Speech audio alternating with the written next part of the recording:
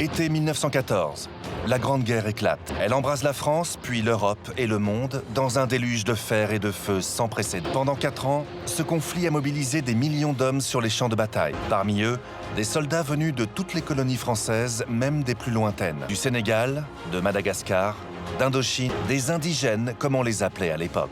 Jusqu'en 1918, pour vaincre l'Allemagne et ses alliés, la France s'est servie de ses colonies comme vivier à soldats. Ils sont nombreux à avoir participé à des batailles historiques et décisives, sur la Somme, à Reims, à Verdun. Aujourd'hui, les historiens apportent un éclairage nouveau sur ces combattants trop longtemps oubliés. Il y a eu massacre. Ça n'est pas discutable. Il fallait les faire monter sur un plateau. Ils se sont fait hacher menus par des mitrailleurs. Au nom des intérêts de la France, beaucoup sont morts pour ce pays qu'ils ne connaissaient pas. Environ 1 million de personnes sont venues prêter main forte à l'effort de guerre. Leur combat en première ligne, à des milliers de kilomètres de leur terre natale, nous invite un siècle plus tard à réfléchir au sens des mots engagement et sacrifice. «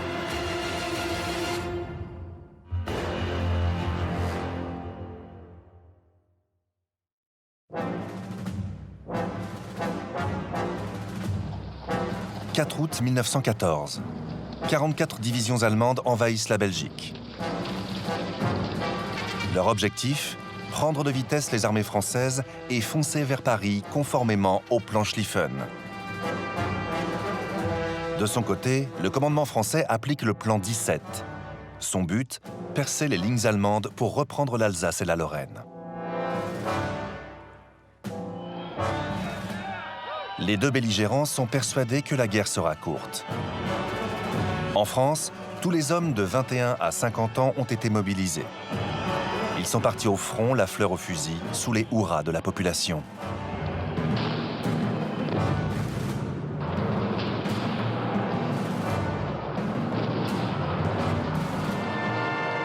Mais dès les premières batailles, la guerre dévore les hommes. Les pertes sont énormes. Le 22 août 1914 reste la journée la plus meurtrière de la Grande Guerre. 27 000 poilus sont tués sur une ligne de front qui s'étend sur presque 400 km.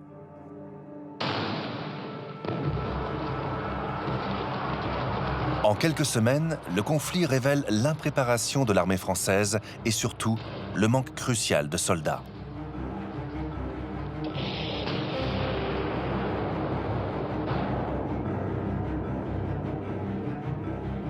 Pour espérer la victoire, le commandement doit vite lever de nouvelles troupes.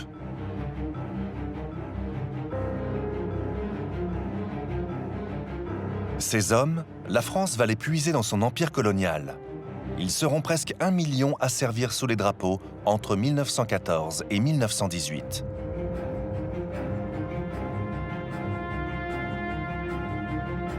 Au début de la guerre, les possessions françaises outre-mer se répartissent sur tous les continents.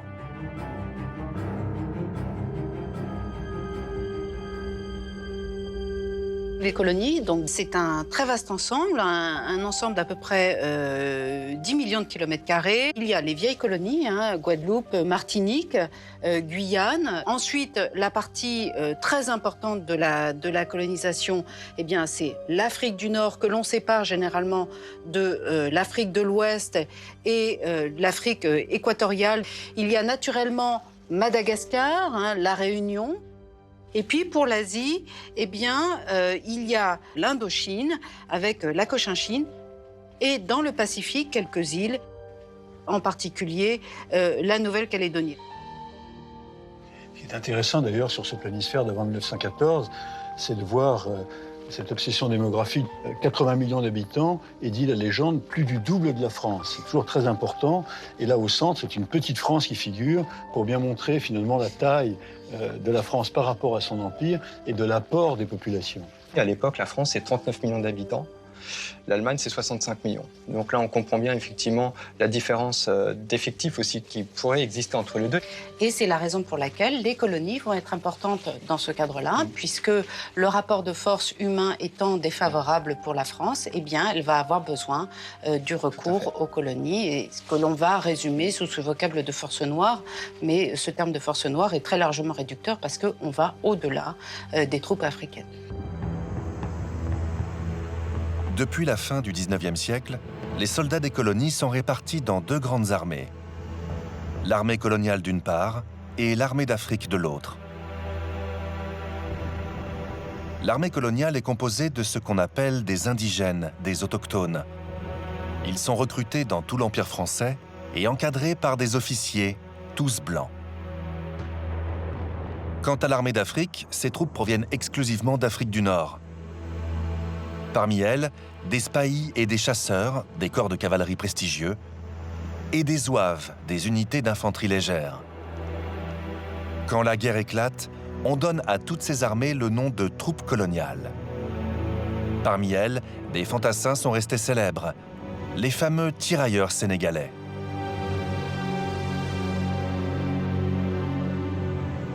Au fur et à mesure de la colonisation, on va créer des tirailleurs soudanais, des tirailleurs haoussa, des tirailleurs gabonais, des tirailleurs congolais. Et à la fin, le commandement, par un besoin de rationalité, va dire on va leur octroyer un seul nom. Et on va prendre le nom de sénégalais, puisque c'est en 1857, à Saint-Louis du Sénégal, qu'est créé le premier bataillon.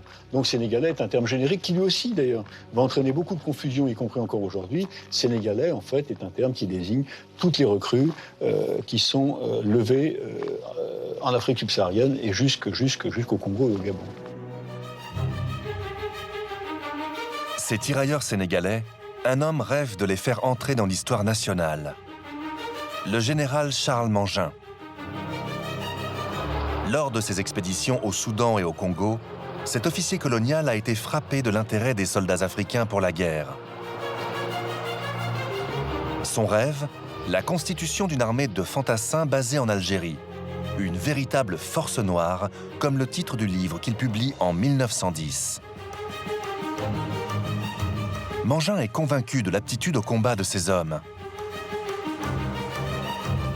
Le recrutement massif de soldats indigènes, comme il le demande dès 1911 au gouvernement et à l'état-major, finit par trouver une oreille attentive. Dès les premiers jours de la guerre, le besoin en nouveaux combattants est une priorité absolue. Le rêve de Mangin va pouvoir se réaliser. Charles Mangin se fait reconnaître très très vite comme un grand spécialiste des Noirs parce qu'il sait manifestement leur parler et lui dit dans de nombreux écrits que ce qu'il aime en fait chez les Noirs, c'est leur caractère guerrier, leur capacité de ne pas avoir peur devant le feu, leur capacité d'aller au combat sans souci. Et ce qui est très important, c'est qu'en réalité, il propose tout simplement de construire une armée jusqu'au grade de capitaine, c'est-à-dire de ne pas leur permettre de devenir les chefs et de maintenir en fait les Blancs comme chefs de cette force noire. Ce projet de force noire en fait va rencontrer un écho favorable en France, tout simplement parce qu'entre 1908 et 1914, le grand projet en France, c'est la conquête du Maroc. Et on a besoin des hommes. Pour le Maroc, il faudra 100 000 hommes et des guerriers face aux Marocains. C'est aussi une réserve possible pour aller combattre en Europe. C'est une réserve possible. Et donc, il y a quand même cette idée qui est là, qui est avancée prudemment par Mangin, parce que Mangin sait très bien que ça peut faire trembler aussi certains officiers supérieurs et généraux au sein de l'état-major que de dire que des soldats africains vont combattre en Europe. Et finalement, l'aspect un peu novateur de Mangin, c'est aussi dans le chiffre qu'il avance, la possibilité de recruter 500 000 hommes. 500 000, 20 000 tirailleurs sénégalais, possiblement utilisables tout de suite dès l'entrée en guerre. C'est ça le plan Mangin.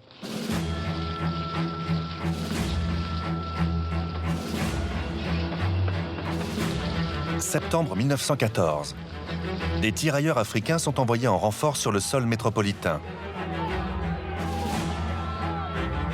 Majoritairement algériens, sénégalais et malgaches, ils sont recrutés de manière arbitraire. Chaque région sous domination française est contrainte de fournir à l'armée des quotas de sujets coloniaux. Leur nombre est décidé par les administrateurs et les chefs locaux. L'injustice s'installe. Si parmi eux, certains soldats ont déjà une formation militaire, la majorité ne reçoit que quelques semaines d'instruction.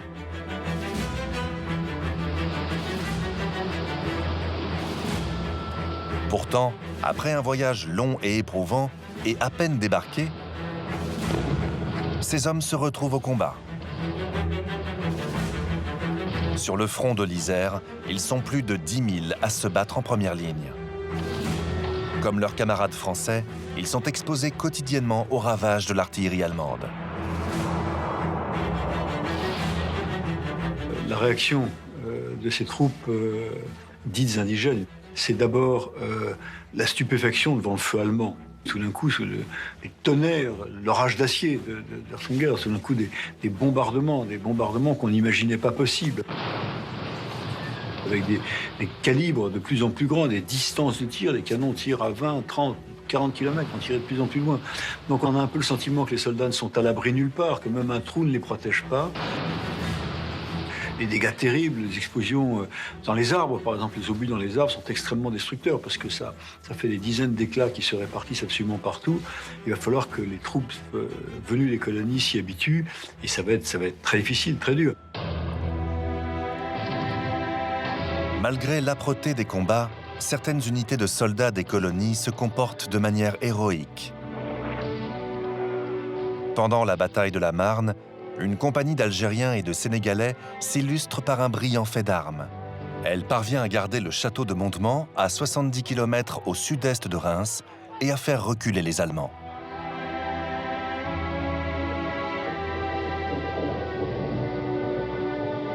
Mais les soldats indigènes souffrent gravement du froid, de l'enlisement dans l'eau et la boue. Très vite, les maladies pulmonaires explosent. De plus, ils ne sont pas habitués au port de chaussures rigides qui les handicapent lourdement lors des assauts.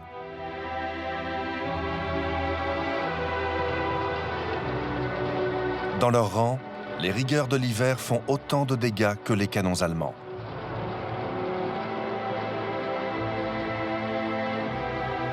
Après 4 mois de guerre, les pertes sont éloquentes. Presque la moitié des effectifs venus des colonies est hors combat. On voit, dès le début des premiers mois de la guerre, ce problème que vont poser les tirailleurs en termes de formation, en termes de recrutement. C'était souvent les chefs locaux qui désignaient les types dont on n'était pas très content. Les médecins se plaignent, par exemple, les médecins qui font les parties des commissions de recrutement disent c'est pas possible, on nous envoie des boiteux, des aveugles, des tuberculeux, des scrofuleux, enfin on peut rien en faire. Hein. Évidemment, l'Afrique se protège de toutes les façons possibles. Donc là, je crois que les premiers mois vont être extrêmement importants dans la perception que le commandement va avoir de la réalité d'emploi de ces hommes, dont il ne faut pas oublier non plus qu'ils ont un encadrement extrêmement important. Cet encadrement est assuré par des officiers et des sous-officiers blancs. Ce sont eux qui donnent les ordres. Dans un bataillon, ils sont à peu près 200 pour 800 soldats indigènes. Ça pose la question de la langue, la question des cadres. Comment va-t-on parler à ces hommes qui ne maîtrisent pas un français absolu, puisque les Africains parlent ce que l'on appelle le moyadi? Oui, alors comment fait-on lorsqu'il faut donner des ordres à ces hommes qui, en fait, sont très peu nombreux à parler, à lire et bien entendu à écrire le français? Donc l'idée, c'est de trouver finalement une forme simplifiée de français qu'on appelle le français tirailleur, qui va donner des résultats qui sont très contestés et qui sont contestés par les officiers eux-mêmes. C'est-à-dire qu'ils vont se rendre compte que finalement, parler ce français au rabais, c'est contre-productif. Il vaut mieux faire de l'enseignement du français aux troupes. On va se rendre compte que le français tirailleur n'est pas forcément la bonne solution. Alors, on peut peut-être essayer un petit essai de français tirailleur pour montrer les limites dont vous venez de parler. Donc, la première leçon sur ce petit opuscule, c'est la question du garde à vous. Donc, je lis le garde à vous. Quand tirailleur, il y a faire garde à vous. Lui, il y a lever pied droit. Il y a mettre talon droit côté talon gauche. Il y a ouvrir point de pied un peu. Il y a mettre bras pré-corps. Il y a ouvrir main complet. Il y a rester raide. Il y a mirer devant. Cette manière de parler se répand très vite chez les civils. Des dessins et des cartes postales reproduisent ce jargon infantilisant. En associant le symbole du tirailleur noir à celle d'un slogan, une célèbre réclame a achevé de banaliser l'utilisation de ce langage baptisé petit à l'époque.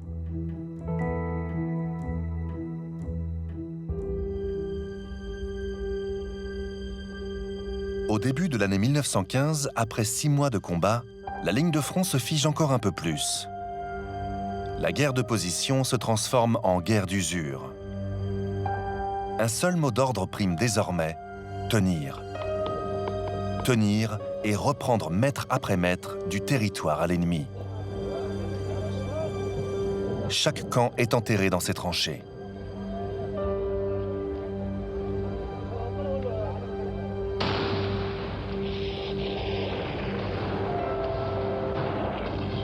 Quand les soldats ne meurent pas sous les pilonnages incessants de l'artillerie, quand leurs pieds ne gèlent pas, ils s'épuisent dans des assauts meurtriers menés au quotidien. La plupart des attaques françaises échouent, brisées par la puissance de feu allemande. Le carnage est tel qu'on réclame de nouvelles recrues à l'Afrique. L'engagement forcé des colonisés est à l'ordre du jour. Place dorénavant à l'impôt du sang. Alors, le 9 octobre 1915, un décret rend obligatoire la mobilisation des Africains, qui est tout à fait caractéristique en fait de la façon dont le système colonial a fonctionné avec les colonies. C'est-à-dire qu'on rend obligatoire quelque chose sans s'être jamais préoccupé de savoir s'il y avait une volonté locale d'application possible. Finalement, sur place, qu'est-ce que ça signifie concrètement? Quand on parle d'impôt du sang pour les tireurs sénégalais, on a complètement raison d'utiliser cette expression. Parce que le recrutement se passe exactement comme le paiement de l'impôt. C'est-à-dire que le commandant supérieur des troupes donne finalement une directive. On veut avoir tant de soldats sous les drapeaux. À vous maintenant de répartir les recrues. Donc ça fonctionne exactement de cette façon-là, avec toutes les mesures de coercition qui n'ont fait que se renforcer au cours de la guerre, des dispositions de police qui étaient déléguées aux chefs coutumiers, notamment en Afrique occidentale française, pour les forcer à les contraindre. L'impôt du sang, évidemment, aujourd'hui, ça paraît un mot terrible. Il y a cette phrase du général Messimy, ministre de la guerre, qui dit « L'Afrique nous a coûté des flots d'or et de sang. Cet or et ce sang doivent nous le rendre au centuple ». Et je crois que là aussi, il faut se remettre encore dans le contexte de l'époque, dans ce contexte colonial, où on pense que la civilisation apporte des bienfaits, c'est la mission civilisatrice, et qu'en échange de ces bienfaits que le colonisateur a apportés, eh bien, l'Africain doit quelque part payer ces bienfaits, et il les paye de sa personne, de son sang. Une dernière petite chose, il ne faut pas non plus oublier, on a des foyers d'insurrection en 1915, pendant à peu près un an. C'est une véritable guerre anticoloniale qui va éclater ici. On disait que c'était les populations les plus anarchiques et les moins civilisées. En quelques semaines, elles vont mobiliser un espace de 100 000 km², 1000 villages, 1 million de personnes. Le plus gros soulèvement que l'Afrique coloniale n'ait jamais connu à cette époque-là. Une débauche de moyens militaires pour assurer la répression, une forte concentration, 20 000 hommes pour mettre fin à ce que j'appellerais la guerre dans la guerre. Et voilà dans quel contexte intervient le décret du 9 octobre 1915. Malgré ces révoltes, en quelques semaines, 50 000 nouvelles recrues sont incorporées sous la contrainte, puis envoyées directement en France.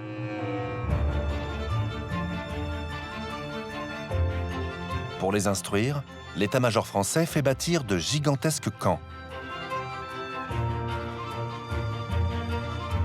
En hiver, ils accueillent aussi les soldats coloniaux qui reviennent du front pour les soustraire aux rigueurs du climat.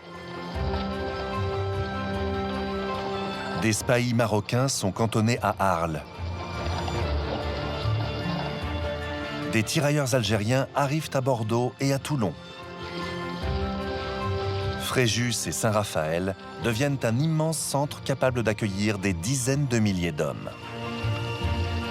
De novembre à avril, toute une population s'y installe. Des communautés algériennes, marocaines ou sénégalaises y recréent l'ambiance de leur pays d'origine. Elles oublient l'isolement et la fureur des tranchées, tandis que les nouvelles recrues s'entraînent au combat. C'est vrai qu'on s'aperçoit qu'il y a un temps de formation extrêmement important, en particulier au combat d'infanterie. Il y a beaucoup de films où on les voit s'exercer au fusil, en avant, en arrière. L'idée, c'est que l'ordre passe, qu'on obéisse aux ordres et que les troupes ne se débandent pas. Parce que dans le cas des tirailleurs sénégalais, il y a quand même eu pas mal de cas signalés dans les rapports de commandement où tout d'un coup l'officier ou le cadre blanc ayant été tué ou blessé, les troupes reculent, se débandent. Parce que tout d'un coup, l'armature, l'ossature n'est plus là. Donc il va y avoir un véritable travail d'acclimatation aux conditions du champ de bataille, aux armes employées et surtout à la compréhension des ordres. Donc c'est à tout ça qu'on va former les tirailleurs. Dans ces camps, les officiers instructeurs veillent aussi au respect des traditions des soldats indigènes. Ils pratiquent librement leur religion. Le refus de manger de la viande de porc est accepté et quand ils le peuvent, les musulmans cuisent leur nourriture sur leur propre brasero.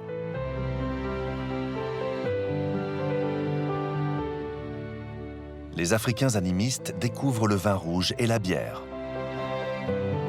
Tous prennent goût au tabac, distribué à volonté pour maintenir le moral.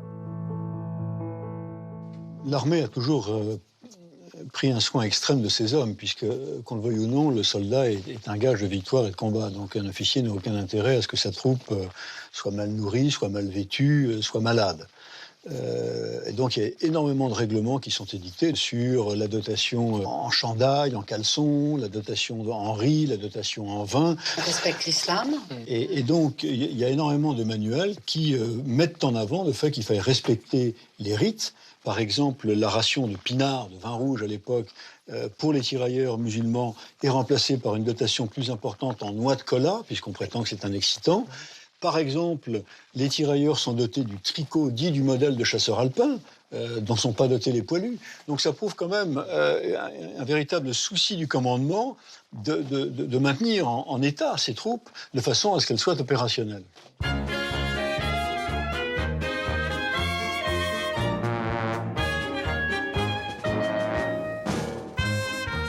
L'état-major se sert aussi des campagnes d'hivernage pour vanter les mérites de l'armée française, qui sait si bien intégrer toutes les forces de son empire. Le dimanche, sur les terrains d'entraînement, les coutumes, aussi distrayantes qu'exotiques des indigènes, sont mises en scène, dans un registre très paternaliste. Des spectacles organisés pour les habitants mettent en avant leur joie de vivre, leur côté joueur et bon enfant.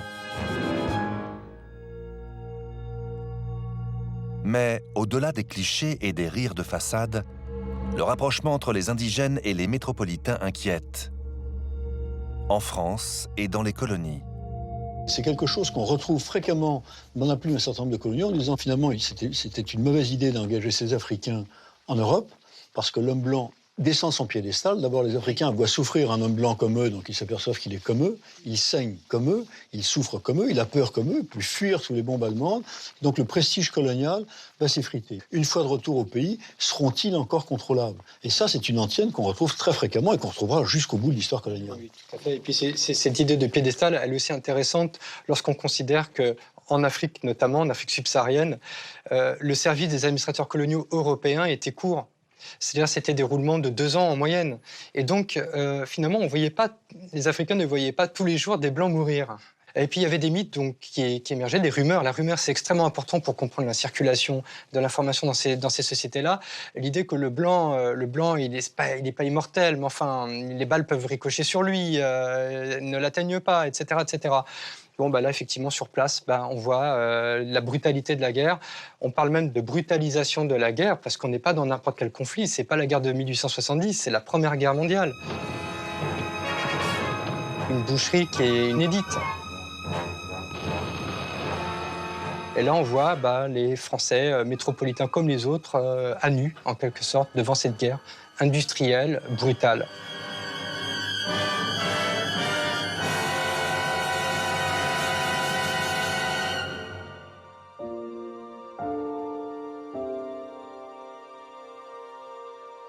En 1915, comme ces Français qu'ils croyaient immortels, des milliers de soldats coloniaux sont blessés ou gravement mutilés.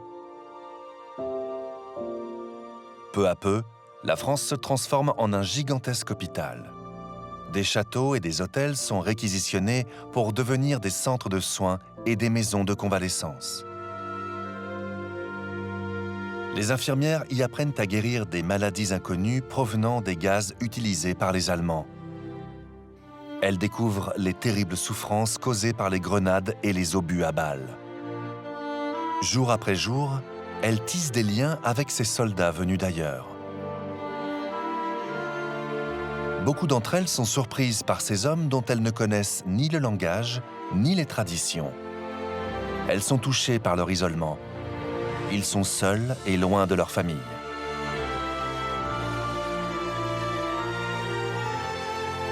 Si la compassion est de mise avec les blessés, il est hors de question pour l'état-major de trop choyer ses combattants avant qu'ils ne repartent au front. Les officiers craignent ces rapprochements avec les infirmières. La presse populaire aussi. En cette année 1915, les caricatures le prouvent. Le métissage n'est pas à l'ordre du jour. C'est tout l'avenir de la colonisation qui est en jeu. À Menton, où il y a un hôpital, il faut oublier que beaucoup de tirailleurs souffrent donc de pathologies pulmonaires ou de blessures de guerre. Il semblerait qu'il y ait un certain nombre d'aventures et le médecin-colonel qui dirige l'hôpital interdit définitivement la présence de femmes européennes, françaises, dans l'hôpital et les fait remplacer par des infirmiers européens. On voit bien à ce moment-là qu'effectivement, c'est dans ce rapport entre l'homme noir et la femme blanche, ou l'homme indochinois et la femme blanche, ou le malgache et la femme blanche, qu'on sent réellement là les contradictions absolues et les blocages absolus du rapport colonial. Pour éviter les débordements, très peu de permissions sont accordées pendant les périodes d'hivernage. Les hommes sont cantonnés dans leur quartier. Les rares moments de détente des indigènes ont lieu entre eux dans les foyers musulmans ou les cafés morts, des organismes contrôlés par les militaires. L'armée, qui est toujours très pragmatique en fait dans tout son mode de fonctionnement avec ces hommes, a bien conscience que des jeunes hommes de 20 ans, il faut se préoccuper de leur vie sexuelle parce que sinon, le risque, c'est qu'ils aillent en dehors de la caserne. Et ça, c'est un des premiers risques, c'est la désertion. Le deuxième risque, c'est la maladie vénérienne qui fait très peur. Donc, au sein des troupes, il y a très généralement une organisation qui est mise sur pied par les officiers. On appelle ça un bordel militaire de campagne, hein, un BMC. Et donc, il y a des BMC dans l'ensemble des garnisons. Alors, naturellement, la question va se poser tout particulièrement avec les tirailleurs, parce que les tirailleurs, dans le temps avant 14, il y avait cette particularité que les tirailleurs vivaient avec leurs femmes, avec leurs épouses, les madames tirailleurs, les fameuses madames tirailleurs. Et au cours de la Première Guerre mondiale, les femmes mesdames tirailleurs n'ont pas suivi en métropole.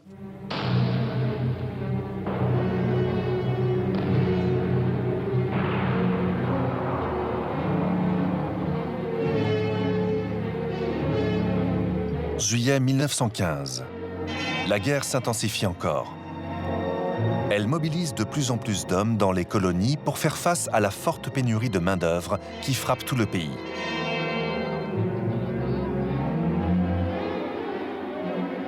Si l'Afrique noire fournit surtout des combattants, Madagascar, la Tunisie, l'Algérie et l'Indochine procurent aussi des travailleurs. Ils sont affectés dans les mines et les usines métallurgiques. D'autres entretiennent les routes à proximité des champs de bataille.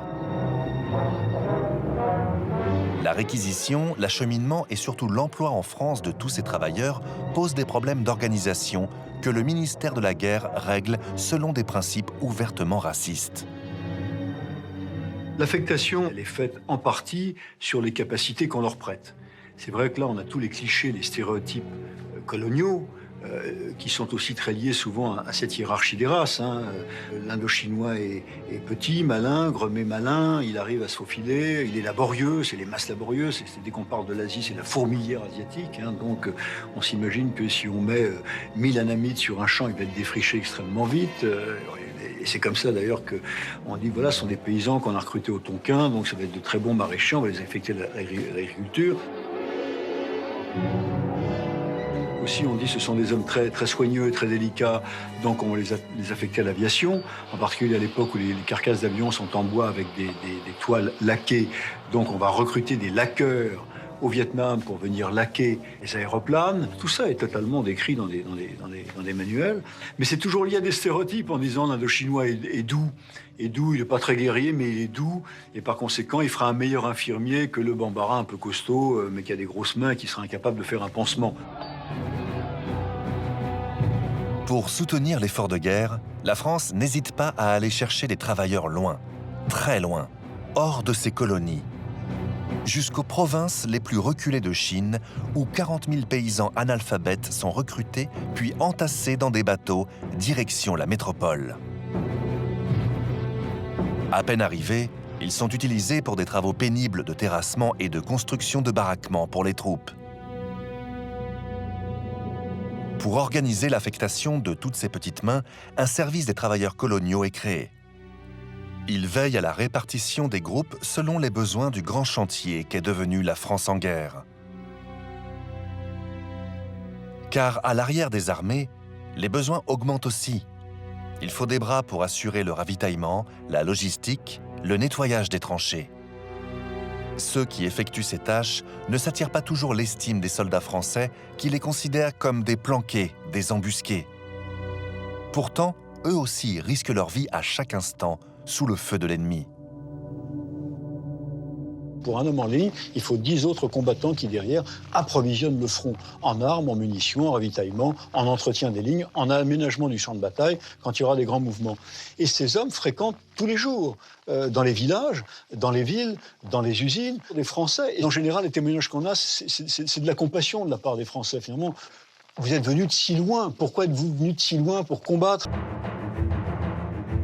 En février 1916, l'Allemagne engage toutes ses forces pour anéantir la France et gagner la guerre. Elle lance une offensive pour prendre Verdun, un des verrous qui commande la route vers l'ouest, la route vers Paris.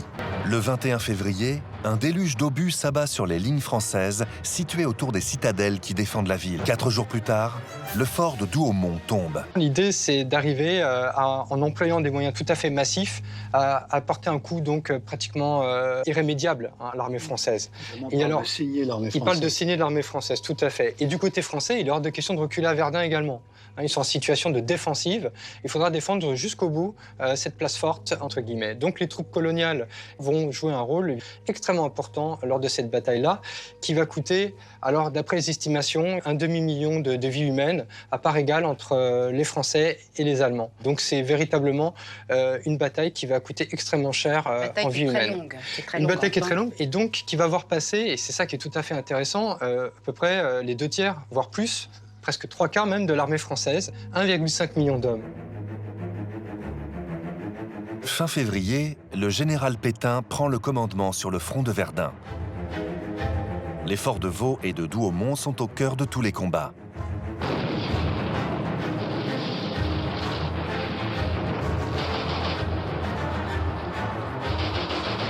Les soldats des colonies s'y illustrent par leur bravoure et leur combativité.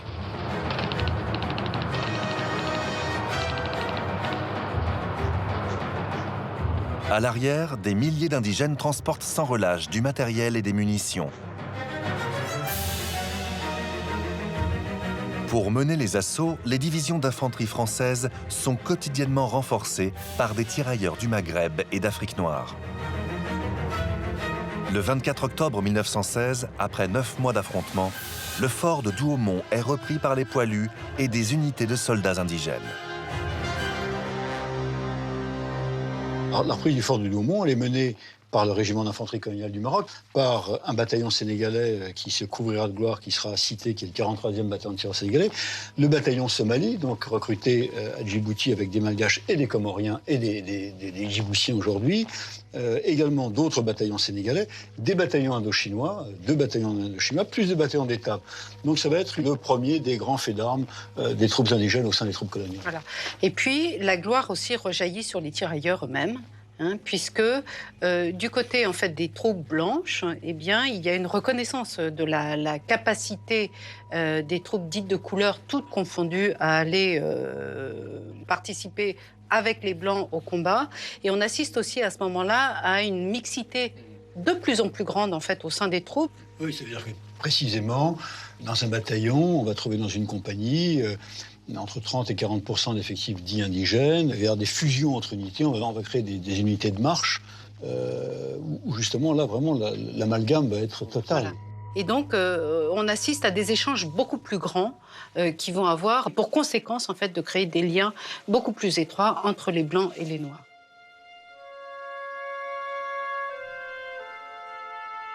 Malgré la victoire de Verdun, les Français n'ont repris qu'une dizaine de kilomètres aux Allemands. L'état-major ordonne alors une vraie reprise de la guerre de mouvement.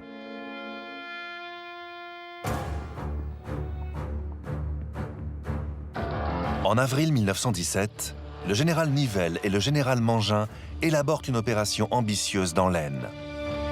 Cette attaque doit être décisive. Pour l'emporter, Les deux généraux n'hésitent pas à envoyer 35 bataillons de soldats des colonies en première ligne. Le président de la République, Raymond Poincaré, vient en personne passer les troupes en revue avant l'assaut. Mais l'offensive du chemin des Dames se solde par un échec. Attaquant dans le brouillard et sous la pluie avec une artillerie mal coordonnée, sur les 16 000 tirailleurs du Maghreb et de l'Afrique noire partis à l'assaut, près de la moitié est massacrée.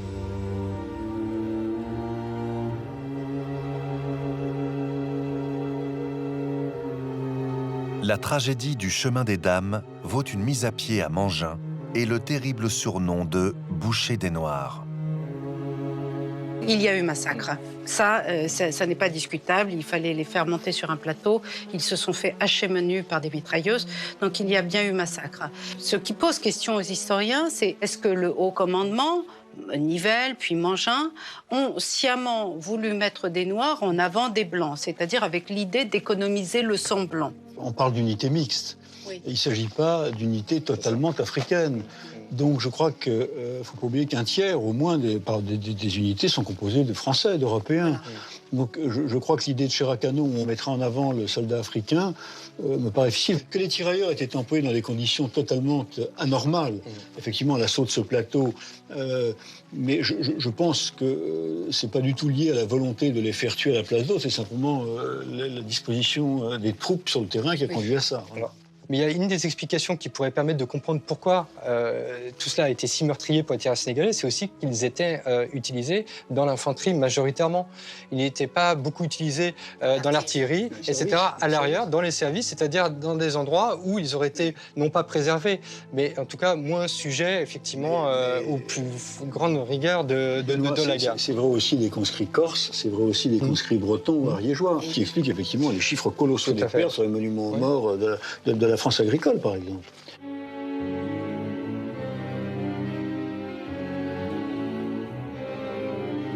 Malgré ces sacrifices, la situation militaire de la France à l'été 1917 reste précaire. Sur le front, les soldats sont épuisés. À l'arrière, les bras manquent. Les pertes subies à Verdun, au chemin des Dames et dans la Somme pousse le ministère de la Guerre à élargir encore le recrutement de soldats dans les colonies. Désormais, les nouvelles recrues parcourent plus de 15 000 km pour rejoindre le front. Ils sont tahitiens ou kanaks. La France saigne ses colonies. Le 16 novembre, Raymond Poincaré appelle Georges Clemenceau à la présidence du Conseil. L'objectif de Clemenceau est clair. Il faut tenir sur les différents fronts. Tenir jusqu'à l'arrivée massive des soldats américains. Car depuis 8 mois, les États-Unis sont officiellement en guerre contre l'Allemagne et ses alliés. Tout d'un coup, avoir le soutien de la première puissance du monde, sur le plan industriel, sur le plan de l'approvisionnement, sur le plan de l'aide économique et de l'aide humaine en soldats. Plusieurs millions de soldats américains qui se lèvent, évidemment c'est énorme. Le problème pour l'armée française, c'est d'attendre, ces célèbres Clemenceau.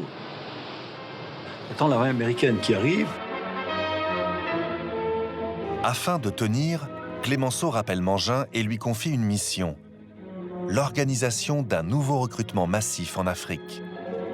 Pour enrôler le plus de soldats possible, Mangin, aux côtés de Blaise Diagne, l'un des premiers députés noirs de l'Assemblée nationale, s'embarque pour le Sénégal. En quelques semaines, ils arrivent ensemble à mobiliser plus de 70 000 hommes. Un succès dû à un changement de stratégie dans le mode de recrutement. Fini l'impôt du sang, le temps est aux promesses, des certificats de bien manger, des primes augmentées, des équipements neufs. Mais surtout, Blaise Diagne a recours à un argument choc. L'idée, tout de même, c'est de promettre une égalité des droits à terme entre tous les combattants. C'est le fameux mot qu'on attribue à Blaise Diagne, en versant le même sang, vous gagnerez les mêmes droits. C'est-à-dire, au bout du compte, la citoyenneté française. Et qu'est-ce que ça veut dire, la citoyenneté française? Ça veut dire ne plus être astreint au travail forcé. Blaise Diagne est un personnage extrêmement important et imposant. C'est un homme qui parle bien, c'est un homme qui sait s'exprimer, il écrit magnifiquement bien. Donc c'est vraiment quelqu'un qui maîtrise en fait tous les instruments de la domination du blanc. Et en fait, il sait l'utiliser pour montrer que peut-être les Noirs pourraient récupérer cette domination à leur profit. Tout d'un coup, ce qui pour les chefs était un handicap peut devenir une chance. C'est-à-dire que tout d'un coup, pour les chefs, peut-être l'idée de se dire quelque chose va nous échapper. Nous allons envoyer nos fils. D'autant plus que Diagne s'est entouré dans la délégation de beaucoup de fils de chefs. Donc je crois qu'il y a cette idée de ne pas rater la victoire. C'est quand même un événement qui est tout à fait important et qui va susciter aussi des attentes, des espoirs. 1918, c'est l'année des grands efforts et l'année des grands espoirs. L'espoir suscité par ce nouveau recrutement massif est de courte durée. Sur le front, la situation est préoccupante. Mars 1918. Les Allemands multiplient les attaques en Picardie, dans les Flandres, en Champagne. Pour le général Ludendorff, qui commande les troupes allemandes, il est impératif d'écraser la France avant que les États-Unis ne déploient suffisamment d'hommes en Europe pour vaincre l'Allemagne. En juin, ces divisions sont aux portes de Paris. La capitale ne cesse d'être bombardée par le canon La Grosse Bertha. Les Français fuient par milliers. L'Allemagne est sur le point de remporter la guerre.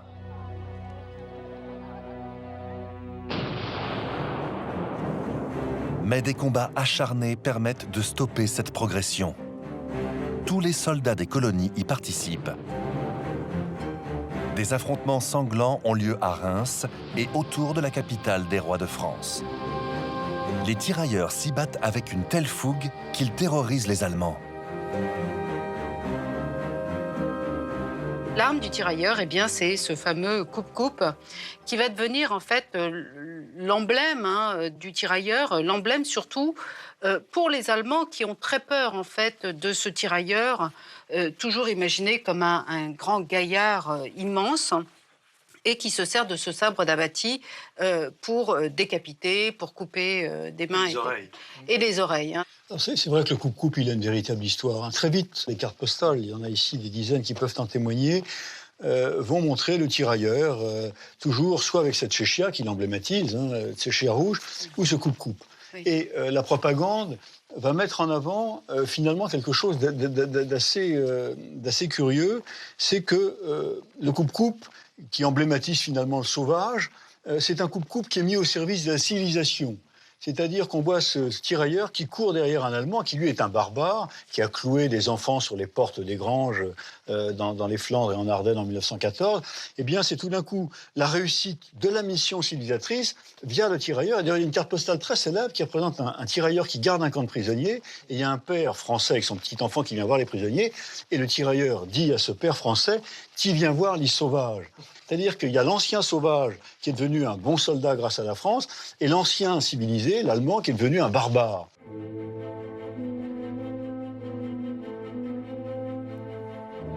À partir d'août 1918, les troupes alliées mènent à leur tour une gigantesque campagne sur tout le front.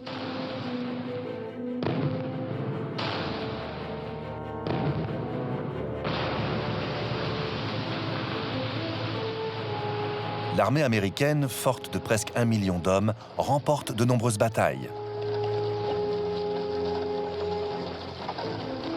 En octobre, l'imprenable ligne Hindenburg est enfin percée. Le système de défense allemand s'effondre. Plusieurs dizaines de régiments de soldats noirs, maghrébins et indochinois sont en première ligne.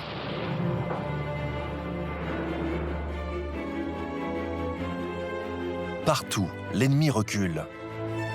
Des colonnes de prisonniers allemands sillonnent la campagne française.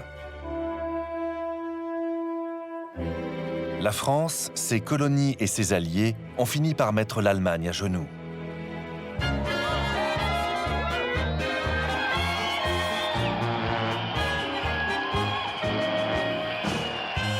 Le 11 novembre 1918, l'armistice est signé, mettant fin à 4 années de chaos.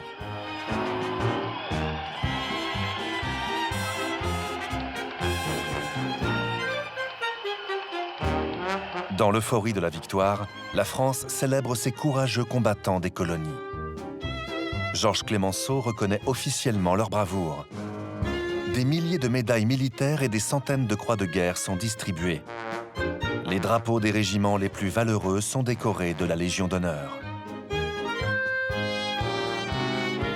Les unités composées de tirailleurs algériens, de tirailleurs marocains, de tirailleurs tunisiens et de cavaliers, les spahis, vont être parmi les unités les plus décorées de l'armée française à la fin de la Grande Guerre, avec des pertes extrêmement importantes. Le 4e régiment de tir tunisien, il va être anéanti et recomplété 3 fois. Le 1er régiment de tirailleurs algériens va être 4 fois anéanti, 4 fois recomplété. C'est pas de la chair à canon. Simplement, ce sont des unités extrêmement engagées, ce sont des unités d'élite, et elles veulent le prouver. Donc c'est vrai qu'on va vraiment là, dans le cas des Maghrébins, voir une utilisation du soldat, du combattant, de l'assaillant, de l'homme qui attaque, du guerrier, en fait du guerrier. Cette grande guerre, celle que tous espèrent être la der des der, aura coûté la vie à presque 9 millions de soldats. Elle laisse derrière elle une Europe en lambeaux, meurtrie et démunie. C'est aussi la première fois dans son histoire que l'État français a sollicité autant ses lointaines colonies pour défendre la mère patrie.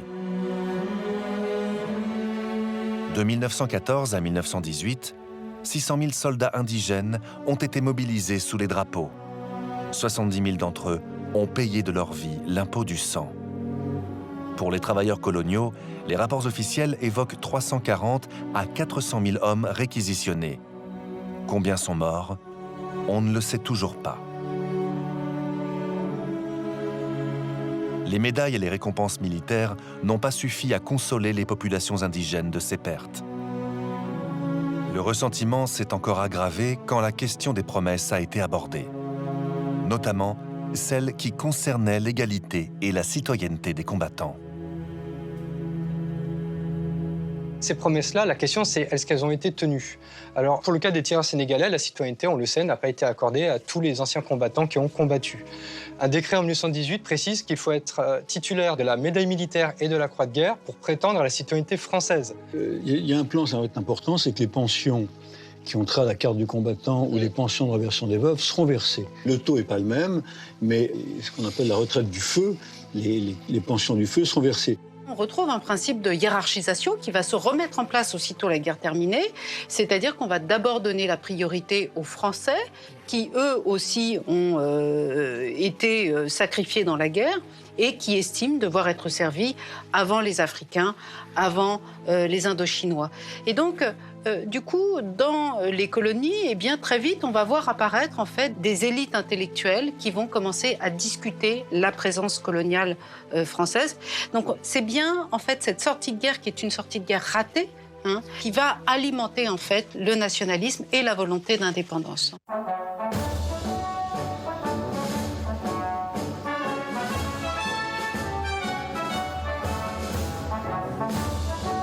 14 juillet 1919.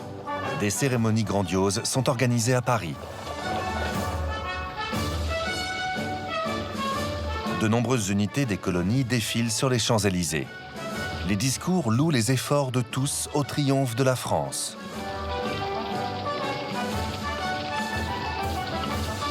Si à l'été 1919, toute une nation célèbre la reconnaissance des courageux combattants d'outre-mer, ces troupes ne seront pas accueillies avec autant de ferveur en Allemagne. En effet, selon les conventions d'armistice, l'armée française doit occuper la Rhénanie.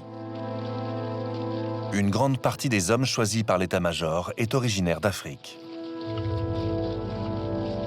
Alors évidemment, comme on est pressé de démobiliser les soldats européens, c'est ceux qu'on va renvoyer dans leur foyer les plus vite, parce que là aussi, des besoins d'agriculture, des besoins d'industrie, et ce sont des troupes nord-africaines, des troupes malgaches et des troupes africaines que l'on va envoyer de l'autre côté du Rhin.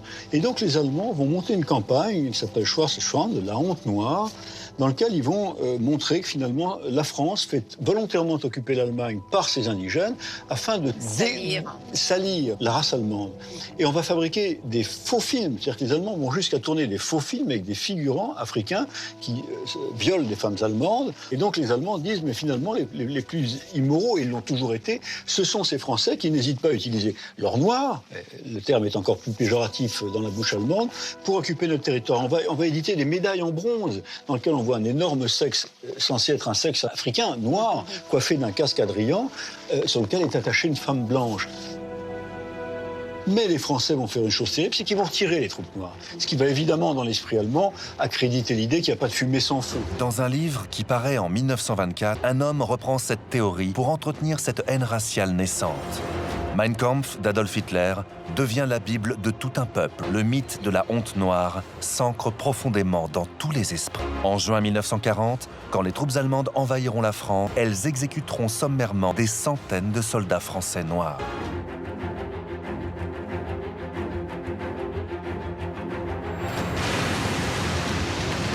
Septembre 1939, Hitler met l'Europe à feu et à sang. En quelques semaines, il déclenche le conflit le plus meurtrier et le plus massif de l'histoire.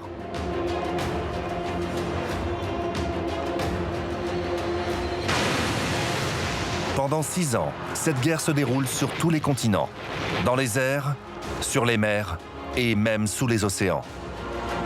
Elle mobilise des millions d'hommes, parmi eux des soldats de l'Empire colonial français, des Français d'Afrique du Nord, des goumiers marocains, des tirailleurs sénégalais, malgaches, tunisiens.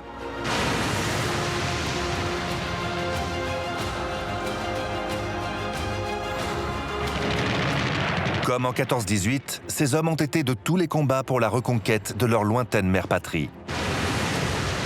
Avant de rejoindre l'Europe, ils vont mener de nombreuses batailles sur le continent africain. Puis, ils participeront à la libération de la France de l'occupant nazi. Pourtant, beaucoup d'entre eux ne verront pas Paris et ne traverseront pas le Rhin. Aujourd'hui, les historiens apportent un éclairage nouveau sur ces combattants trop longtemps oubliés. C'est lui aussi, c'est un petit peu... La France libre a été africaine au départ, de par sa composition militaire. Au nom des intérêts de la nation, certains ont été écartés des champs de bataille. Il est envisagé de retirer ces troupes pour les remplacer par d'autres soldats venant de la résistance. Leur combat en première ligne, parfois à des milliers de kilomètres de leur terre natale, nous invite 70 ans plus tard à réfléchir au sens des mots engagement et sacrifice.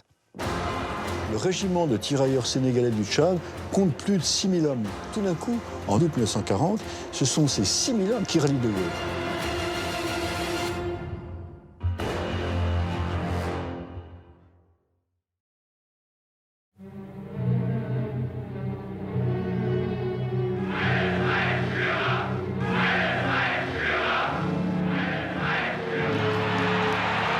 « 30 janvier 1933. Hitler devient le chancelier de l'Allemagne. Son objectif, construire un Reich qui va durer 1000 ans. Pour créer cet espace vital, le Führer planifie méthodiquement la conquête de tous les territoires situés à l'est de l'Allemagne. Écraser la France, l'ennemi héréditaire, fait aussi partie de ses plans. En 1938, ses troupes sont prêtes à attaquer.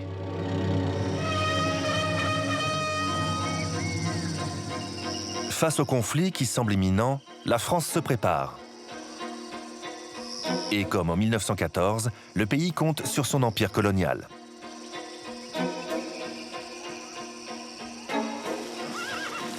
Pour le gouvernement, les soldats des colonies, les indigènes, comme on les appelait à l'époque, sont indispensables au futur effort de guerre. Les colonies apportent une coopération enthousiaste à la France en guerre. Sa guerre est la leur. Elles envoient la métropole avec d'importants dons en argent, toutes les matières premières, tous les produits alimentaires dont elles n'ont pas absolument besoin. Elles lui offrent plus d'hommes qu'on a été en mesure d'en prendre jusqu'ici. À la veille de la Deuxième Guerre mondiale, l'empire colonial français s'étend sur les 5 continents.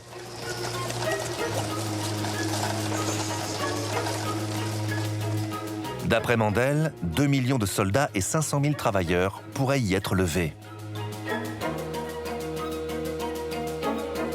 À la veille de la Deuxième Guerre, l'empire colonial français s'étend sur les 5 continents. En Afrique, en Asie et au Proche-Orient. Comme en 1914, c'est une réserve précieuse de main-d'œuvre, de soldats et de matières premières pour la métropole.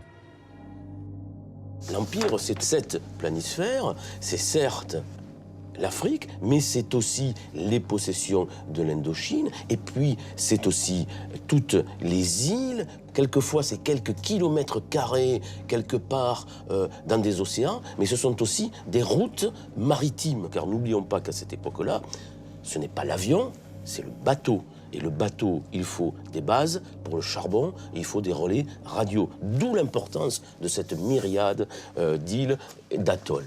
Qui est aussi évidemment l'argument qui est mis en avant, en particulier par la propagande, c'est la plus grande France, c'est l'Empire, 100 millions d'habitants et 100 millions de kilomètres carrés, pour faire pièce à la baisse démographique. Il faut oublier que la France, en plus, a subi de plein fouet la Grande Guerre. Donc on a absolument besoin de s'appuyer sur un empire, de s'appuyer sur non seulement le potentiel économique de l'Empire, mais aussi sur le potentiel humain.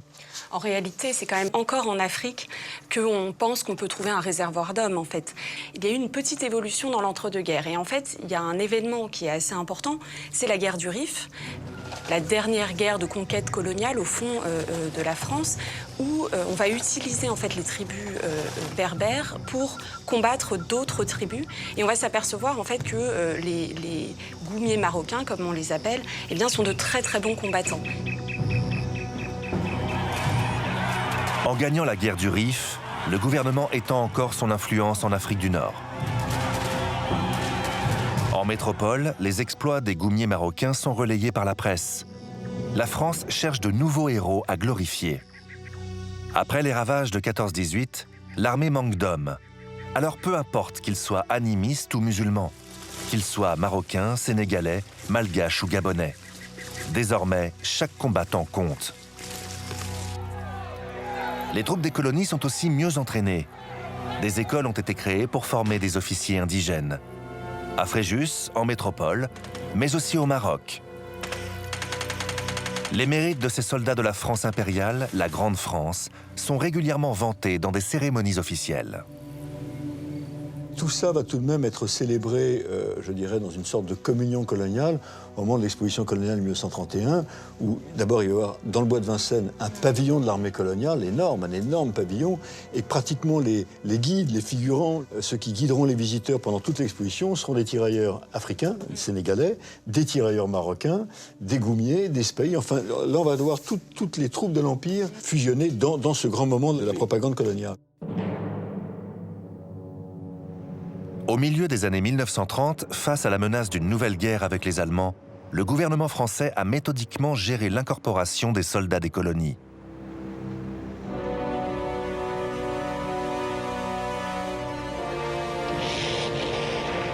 « 1er septembre 1939. Les troupes d'Hitler envahissent la Pologne. Le lendemain, la France entre officiellement en guerre contre l'Allemagne. Toutes les divisions partent vers l'Est et le Nord, dans les Ardennes, en Lorraine et en Alsace. Les hommes se retranchent derrière l'imposante ligne Maginot. L'état-major est convaincu que cette gigantesque forteresse de béton va contenir l'assaut des forces allemandes. Mais sur le front, tout reste calme, désespérément calme. Au bout de quelques mois, les hommes traînent leur ennui. Ils s'habituent comme ils le peuvent à cette drôle de guerre. Parmi eux, 78 000 combattants originaires des colonies, majoritairement des soldats d'Afrique, des hommes motivés pour se battre contre les nazis.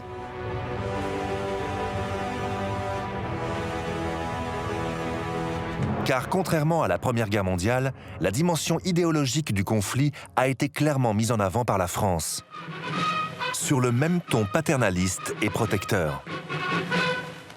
Les peuples de race noire savent que notre pays, après avoir largement amélioré leurs conditions, ne connaît pas plus de distinction religieuse qu'ethnique. Ils savent qu'ils étaient directement menacés par les revendications coloniales allemandes et par une doctrine fondée sur un concept de supériorité raciale.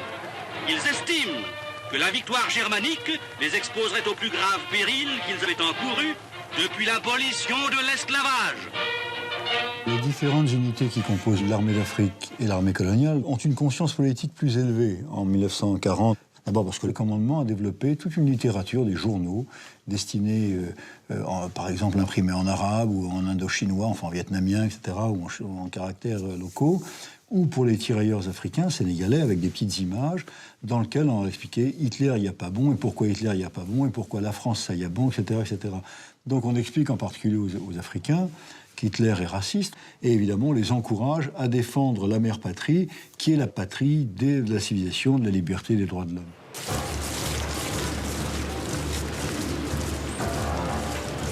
Au début de l'année 1940, de l'autre côté de la Méditerranée, d'autres troupes coloniales sont prêtes à embarquer. Mais à cause de la défaite, ces renforts ne rejoindront pas la métropole.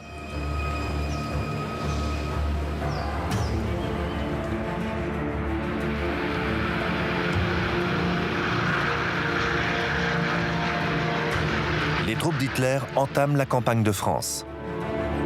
La Blitzkrieg, la guerre éclair qu'elle mène, est meurtrière pour les soldats français. Certaines unités de soldats des colonies sont en première ligne.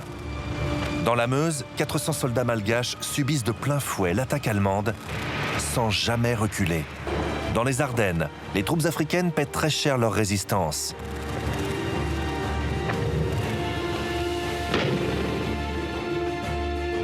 Quelques unités de la Wehrmacht mènent une véritable politique de terreur à leur encontre.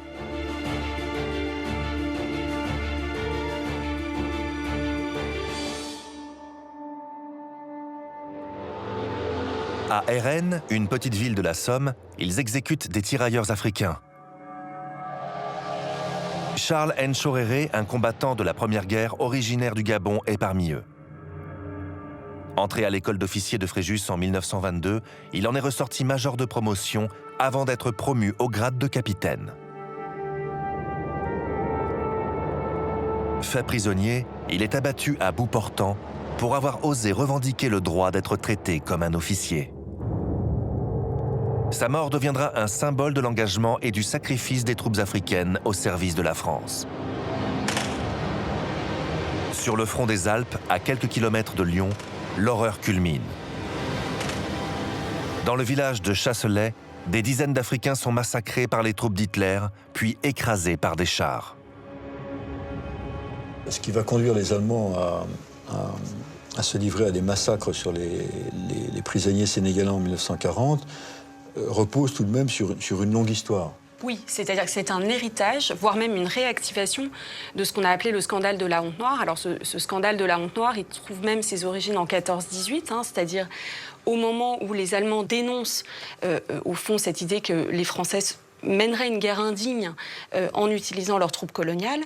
Et on va le retrouver ensuite au moment de l'occupation de la Rhénanie par l'armée française, où là aussi on va utiliser des soldats d'Afrique subsaharienne, non pas tant prioritairement par souci d'humilier l'Allemagne, même si on ne va pas exclure que cet enjeu existe, mais surtout parce qu'on veut démobiliser les métropolitains. Et donc à ce moment-là, on va dénoncer le fait que ces soldats d'Afrique subsaharienne aient violé massivement les femmes allemandes. Et on retrouve dans la propagande nazie exactement cette idée de honte noire, mais réactivée avec cette dimension profondément antisémite qui caractérise le nazisme, puisqu'on a effectivement un soldat d'Afrique subsaharienne dont les traits ont été évidemment caricaturés à outrance, et derrière lui également une caricature de ce que pourraient être les Juifs. Et en 1940, on le sait, vraiment, ces soldats ont été dans cette idéologie de la honte noire.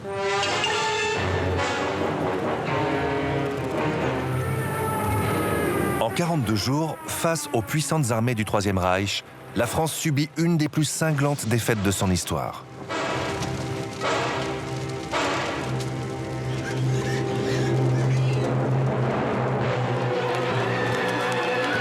millions de réfugiés fuient sur des routes sans cesse pilonnées par les Stuka, des bombardiers de la Luftwaffe.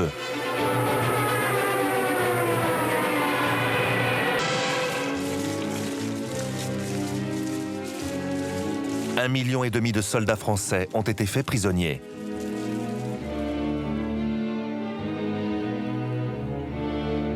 Pour les 28 000 tirailleurs sénégalais et malgaches captifs, les ordres d'Hitler sont clairs. Ils ne doivent pas mettre le pied sur le sol allemand. On les enferme dans des camps, des Frontstalag disséminés dans toute la zone occupée par les Allemands.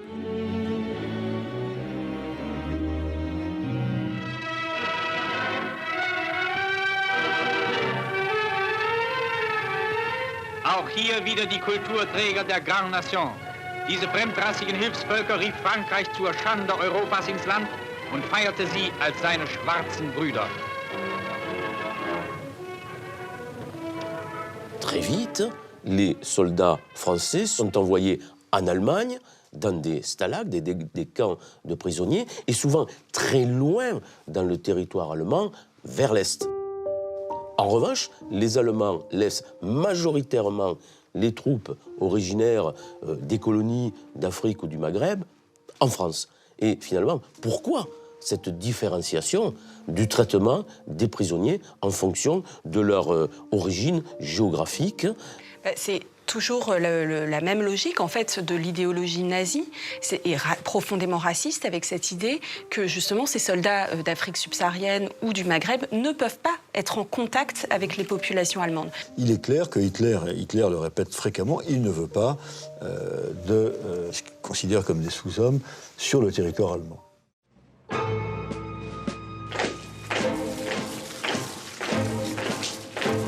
Au début de l'été 1940, à Paris, les nouveaux maîtres allemands affichent crânement leur victoire.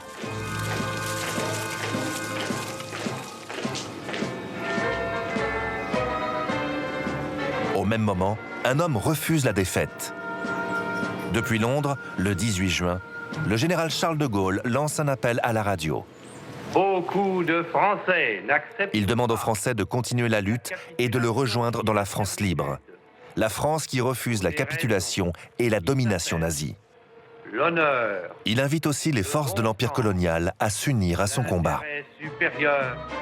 Oui, nous avons subi une grande défaite. Mais il nous reste un vaste empire. Il nous reste des alliés. Pour De Gaulle, la situation est claire. Comme la métropole est désormais occupée par les Allemands, il faut trouver ailleurs les ressources humaines et matérielles pour continuer la guerre contre Hitler. Cet ailleurs, ce sera l'Afrique.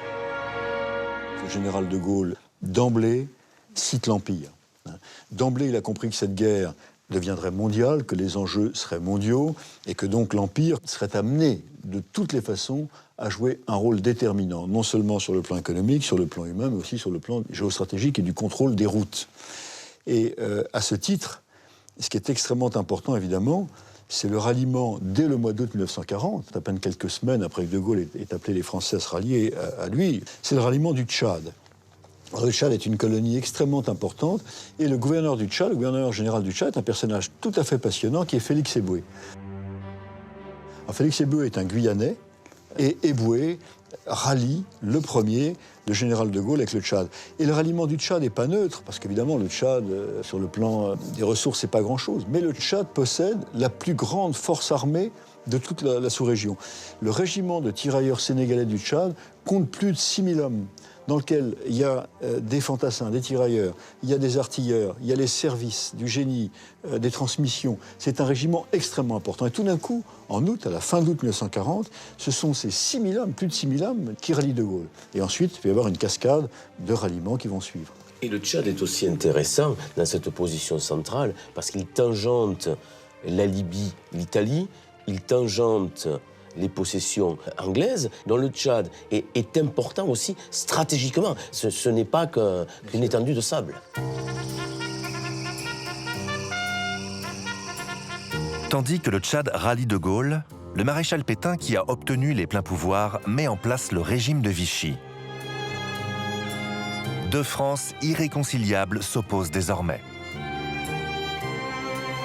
Pendant ce temps, à Londres, un homme se présente au chef de la France libre. Il est capitaine et s'appelle Philippe de Hautecloque.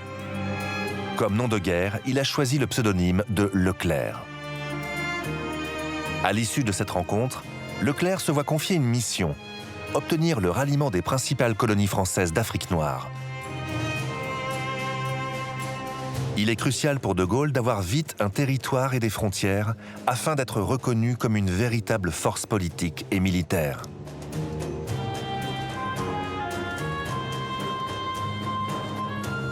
En septembre 1940, le chef de la France libre embarque pour le Sénégal, un territoire aux ordres de Vichy. Il espère faire basculer Dakar dans son camp. Pour s'imposer, il dispose de 3 navires de guerre de la marine française et de quelques navires de la Royal Navy. Mais les choses ne se passent pas comme prévu.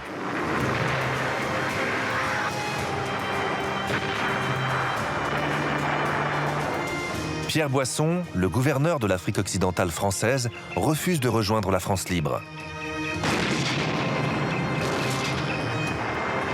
Il choisit de rester fidèle à Pétain et ordonne à ses troupes de faire feu sur la flotte. Pour la première fois depuis le début de la guerre, des Français tirent sur d'autres Français. Pour De Gaulle, l'échec est cuisant.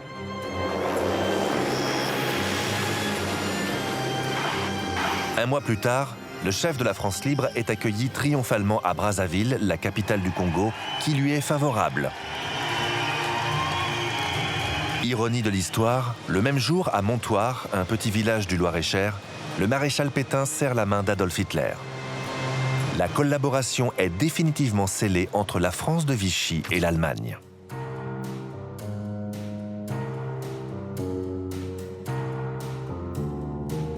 Le 27 octobre 1940, Brazzaville devient officiellement le siège de la France libre. C'est un choix stratégique pour De Gaulle. Désormais, il dispose au cœur de l'Afrique de vastes territoires et de soldats. En réalité, De Gaulle ne veut pas uniquement s'appuyer sur son réservoir de Français libres à Londres. Il a tout intérêt à avoir effectivement une emprise territoriale. Mais ce sont aussi, et très rapidement, des soldats d'Afrique subsaharienne qui vont suivre souvent leurs officiers européens. Alors, c'est important tout de même, effectivement, de dire, c'est qu'en fait, on entend souvent aujourd'hui l'Afrique rallie De Gaulle. En fait, l'Afrique coloniale, derrière ses chefs, rallie De Gaulle. Hein, parce qu'il faut bien voir tout de même clair ce que c'est que la position d'un colonisé à l'époque. Il n'a pas le droit à la parole. Oui. Et on voit bien d'ailleurs, quand le Sénégal, qui reste avec le gouverneur Boisson du côté de Vichy, les tirailleurs restent du côté de Vichy. Oui, on a d'ailleurs même ce paradoxe de ces soldats colonisés, de ces Africains, qui sont considérés comme des Français libres, officiellement. Donc un Français libre, ce qui le caractérise, c'est le volontariat, par définition même. Or, on a aussi des cas, et on le voit, de recrutement quasiment forcé de la part des Français libres. À la fin de l'année 1940, pour augmenter les effectifs, la conscription est rétablie au Tchad, au Gabon, au Cameroun et dans l'Oubangui-Chari, des territoires de l'Afrique équatoriale française.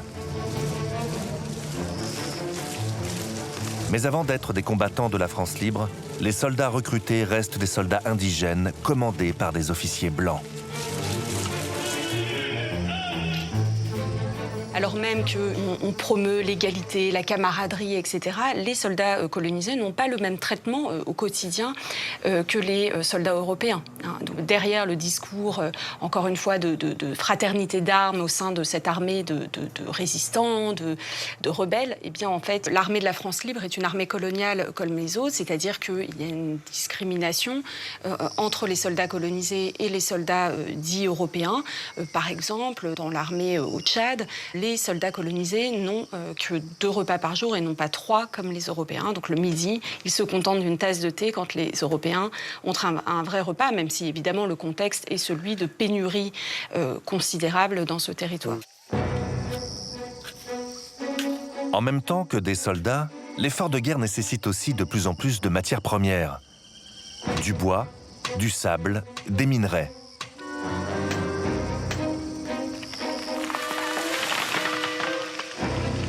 Afin de satisfaire les exigences de leurs alliés, les autorités de la France libre exploitent les ressources de l'Afrique. Il faut par exemple de plus en plus de caoutchouc, indispensable pour fabriquer les roues des avions anglais.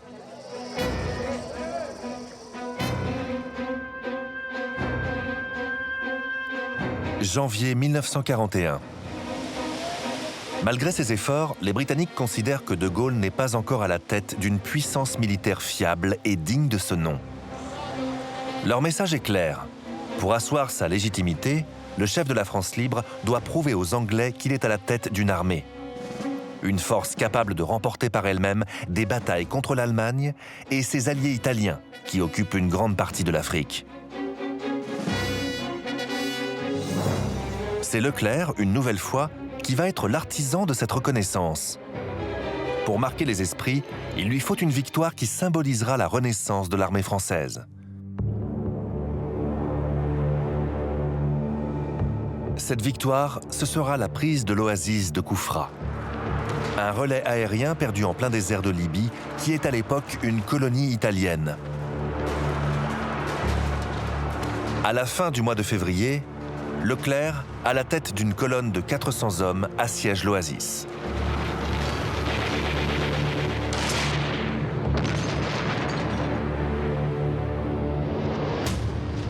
Après 10 jours de combat, ces hommes, en majorité des soldats africains, obtiennent la victoire. Koufra est une armée de clochards héroïques. Il y a un seul canon de 75 à Koufra qui tourne en faisant croire aux Italiens qu'il y en a plusieurs. En fait, c'est le même canon qui change sans arrêt de position pour tirer. Il y a très peu d'armements d'infanterie tel que la guerre va en voir. Il n'y a pas de pistolet mitrailleur, ça n'existe pas dans l'armée française à cette époque-là. Les tenues sont aux limites de l'usage. Et au fur et à mesure de sa remontée, la force L, qui va travailler avec les Anglais, va recevoir de l'équipement britannique. Ça, c'est intéressant, on va voir combien les tenues vont témoigner de l'évolution. Au début, on a des tenues de tirailleurs récupérées comme on pouvait, ou de l'armée coloniale. Et puis la force L va être une force équipée à la britannique. Et parfois à la mode allemande. Tout est bon à prendre.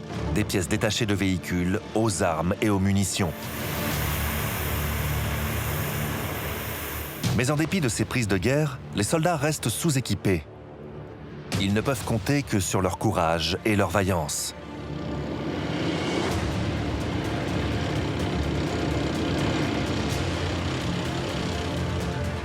Après Koufra, la force L se lance dans la conquête du Fezzan, une région de Libye grande comme la France. Elle y mène des actions coup de poing contre les troupes italiennes, des raids dévastateurs. Ailleurs, dans le désert libyen, d'autres combattants indigènes mènent aussi la lutte. Dans les sables de Bir Hakeim, ils remportent une bataille qui prouve leur valeur et leur courage au feu. En été 1942, les soldats africains représentent une partie importante des troupes de la France libre. Une vingtaine de bataillons. L'objectif de leurs officiers est clair. Il faut harceler l'ennemi pour tenir jusqu'au débarquement des Américains et des Britanniques en Afrique du Nord. De ce débarquement dépend la future libération de l'Europe. 8 novembre 1942. Sous le commandement du général Eisenhower, 300 navires et plus de 100 000 soldats anglais et américains s'approchent des côtes de l'Algérie et du Maroc. C'est le début de l'opération Torche. Dans ces territoires restés fidèles au maréchal Pétain, les Alliés ne sont pas attendus en libérateurs. Soldiers and sailors, it is not known whether the French African Army will contest our landing. However, when any of the French soldiers seek to surrender, you will accept it and treat them with the respect due a brave opponent and future ally. Remember, the French are not Nazis or Japs.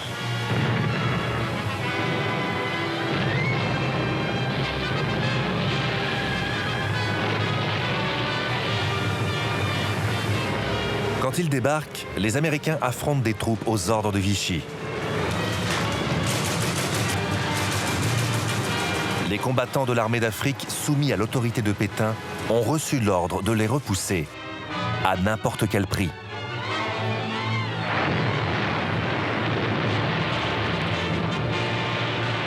À Oran et Casablanca, les combats sont violents. Près de 2000 morts et 2600 blessés en à peine 3 jours de combat.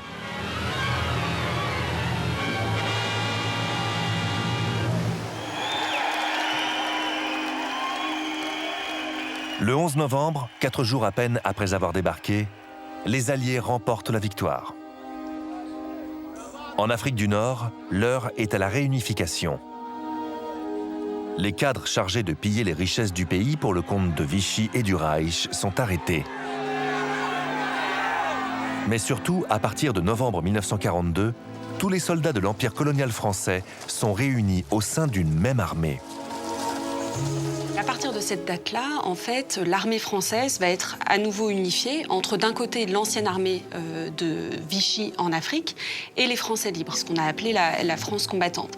Et du coup, ça va avoir des effets sur le recrutement et la mobilisation des soldats d'Afrique subsaharienne, puisque alors que jusque-là, c'était l'Afrique équatoriale française qui était un réservoir à combattants, eh bien, on va avoir une deuxième levée, en fait, évidemment au Maghreb. Et en fait, cette armée réunifiée, elle va être engagée une première fois en Tunisie, pendant la campagne de Tunisie, où elle s'illustre aux yeux des Alliés comme de très très bons combattants.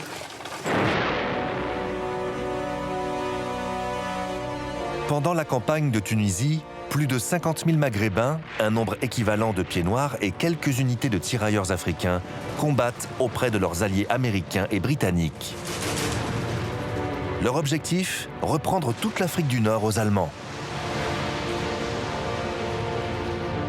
Ils vont réussir à faire plier les troupes du général Rommel, le commandant de l'Africa Corps. Début 1943, ils sont intégrés à la gigantesque armada qui va partir à la libération de l'Europe. Du 14 au 24 janvier 1943, une conférence se tient à Casablanca sous l'égide du président des États-Unis, Franklin Roosevelt, et du Premier ministre britannique, Winston Churchill. Giraud et De Gaulle y participent aussi.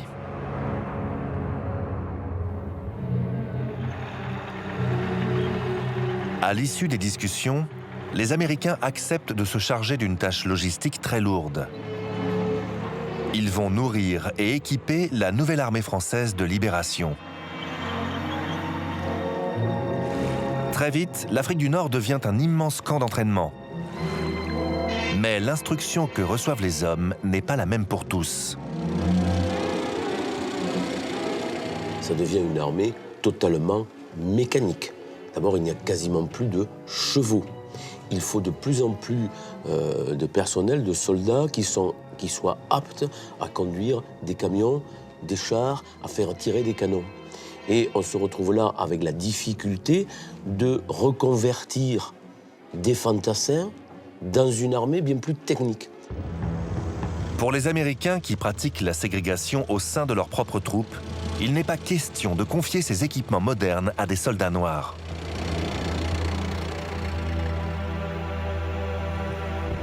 Pour les soldats de Leclerc, la situation est la même.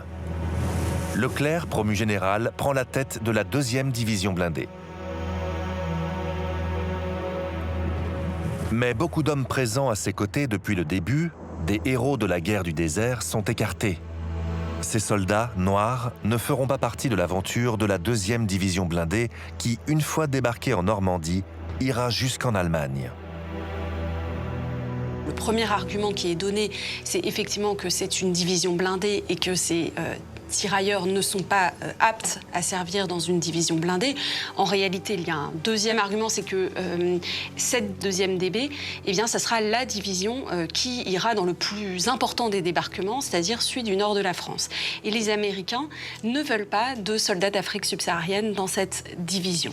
Alors, les Anglais surtout, parce qu'ils vont transiter par l'Angleterre. Effectivement, il y a ces deux arguments. Or, qu'on voit aussi, c'est que le général Leclerc, comme le général de Gaulle, ne voit aucun inconvénient à retirer de cette unité qui potentiellement va libérer Paris, donc tout un symbole, ces soldats d'Afrique subsaharienne. Parce qu'on est à un moment où on est déjà dans l'anticipation de la libération de la France. Et donc tout l'enjeu sera justement de métropoliser le recrutement, c'est-à-dire de n'avoir plus, enfin une majorité, disons, de soldats européens, soit de métropole, soit d'Afrique du Nord.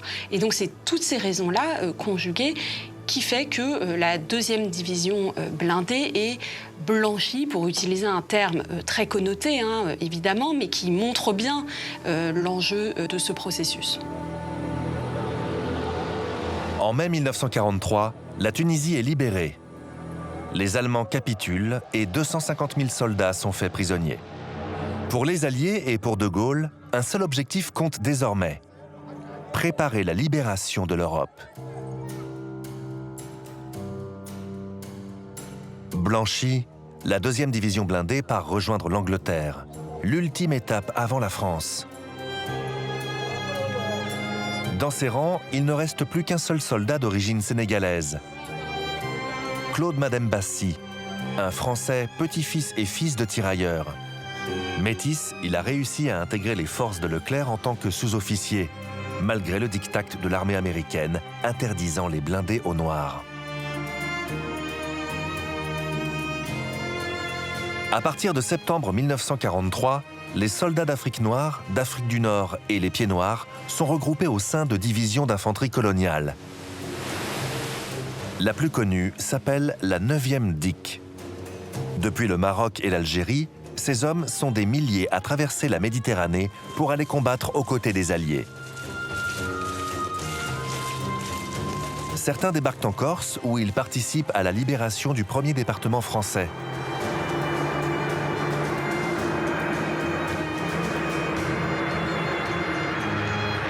D'autres se battent aussi en Italie en appui des Américains qui ont envahi la Sicile et le sud de la péninsule. Cette campagne d'Italie, qui a été beaucoup oubliée dans l'historiographie, va être extrêmement lourde en pertes pour l'armée française. Oui, c'est surtout les soldats d'Afrique du Nord, donc goumiers marocains, tirailleurs algériens, tirailleurs tunisiens, qui forment le gros des troupes. La majorité des troupes françaises sont constituées de ces soldats colonisés et vont s'illustrer donc dans des batailles terribles, que ce soit Monte Cassino ou le Garigliano. Les pertes sont très nombreuses et surtout les conditions de combat sont extrêmement difficiles. Des milliers de soldats colonisés et leurs officiers européens y laissent la vie dans ces affrontements sanglants. Grâce à leur sacrifice, quelques mois plus tard, la route de Rome est ouverte. Première grande revanche des Français. Nous entrons dans Rome le 4 juin, jour anniversaire de l'entrée en guerre de l'Italie contre la France. Personne ne semble se souvenir du coup de poignard de 1940. Où sont donc les fascistes d'antan?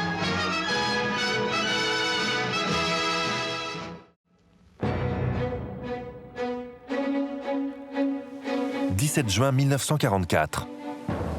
Tandis qu'en Italie, la percée se poursuit vers Sienne, des combattants sous les ordres du général Delattre de Tassigny se lancent dans la conquête de l'île d'Elbe. Nom de code de cette opération, Brassard. Pour le général Delattre de Tassigny, cette conquête de l'île d'Elbe, elle constitue un enjeu fondamental. Pourquoi? Parce que c'est le moyen de montrer, au fond, qu'il est capable d'être le futur commandant de l'armée de la libération. La prise de l'île d'Elbe, elle est faite par les goumiers marocains, par un certain nombre de commandos et par 3 régiments de tirailleurs sénégalais. Et cette île, elle est très fermement défendue. En moins de 50 heures, après des combats acharnés, l'île est conquise.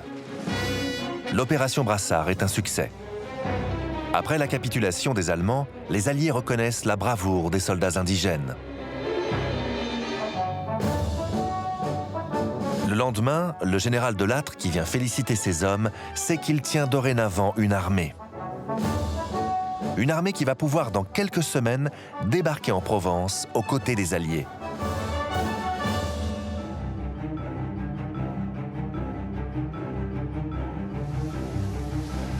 15 août 1944.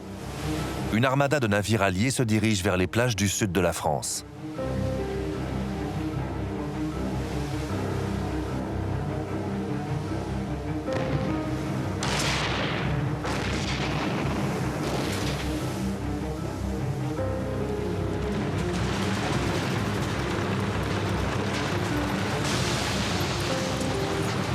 Une fois à terre, les unités progressent rapidement.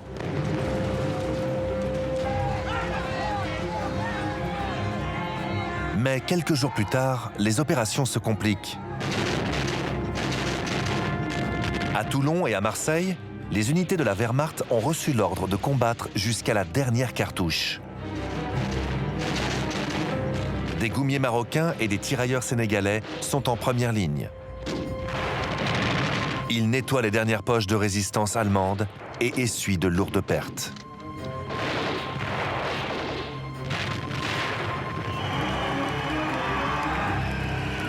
Le 29 août, devant une foule en liesse, les unités défilent en turban et en djellaba sur le vieux port de la cité phocéenne. Ils sont globalement très bien accueillis.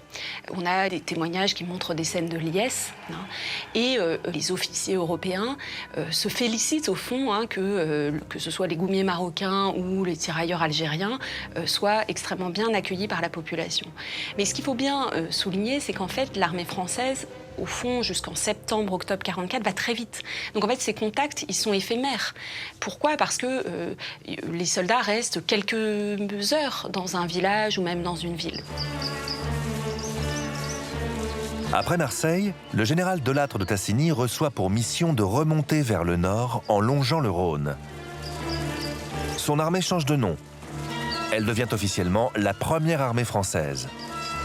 Et petit à petit, elle change aussi de visage. Quand elle débarque en Provence à partir du 15 août 1944, la majorité des effectifs sont des soldats colonisés. Et petit à petit, sa composition en réalité va se transformer avec l'amalgame, c'est-à-dire l'intégration dans les rangs de l'armée régulière de soldats issus de l'armée des ombres et de volontaires qui, en août-septembre 1944, décident de rejoindre cette armée régulière pour libérer le reste du territoire et surtout aller jusqu'en Allemagne. Au fur et à mesure de sa progression, plusieurs dizaines de milliers d'hommes rejoignent les rangs de la première armée. Au sein de cette armée régulière sont réunis pour la première fois des combattants originaires d'Afrique du Nord et d'Afrique noire et des soldats français issus de la résistance. Mais derrière cet amalgame se cache en réalité une volonté politique. Celle de réconcilier toute la France autour d'un mythe, celui d'une nation résistante, combattante et unie. Un dessein clairement exposé dans le discours prononcé par le général de Gaulle le 25 août 1944, quand Paris est libéré. Paris, libéré, libéré par lui-même, libéré par son peuple avec le concours des armées de la France, avec l'appui et le concours de la France tout entière, c'est-à-dire de la France qui se bat, c'est-à-dire de la seule France, de la vraie France, de la France éternelle. Contrairement à l'appel du 18 juin 40, aucune référence directe cette fois à l'Empire colonial et à ses combattants de la première heure. Et pourtant, ils sont nombreux ceux qui marchent vers les Vosges où s'est repliée l'armée allemande.